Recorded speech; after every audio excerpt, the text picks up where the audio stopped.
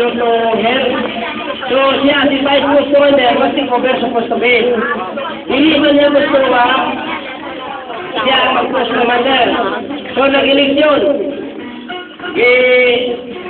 Overwhelm ang buto. So kasod karon sa gyapon ta sa kaloy sa Ginoo, post commander gyapon. So every 3 years ang ato nga eleksyon. Next year may another eleksyon sa mga post officer sa second quarter. No, prepare ang gusto kaya naipirmahan na ito willingness to serve.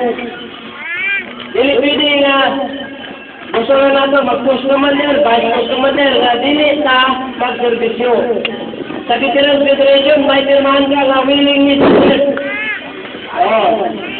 Ang ato nga dedication, sincerity, of commitment sa Veterans Federation of the Philippines. Ang Veterans Federation of the Philippines, created under Republic Act 2640. Maupili ang organisasyon sa mga veterano, pamilya sa veterano nga maghiusap pinaagi ni ining atong BSP. Mahalan na to sa eleksyon. Walay madaog nga partilit sa veteran. Kaya ang mga veterano, pamilya veterano na ay sulog o alip. Veterano pero wala nagbutar sa BSP. Paano na makarepresenta sa pusod ng Veterans Federation of the Philippines? Kung wala tayong representante sa Congress, wala'y mag-iyong sa ato. Ako pag-abot na ito 65, pagkadawar na police mission.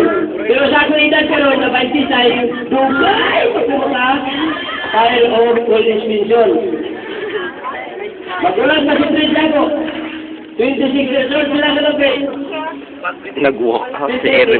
Ako 27. Ako 25 at 26.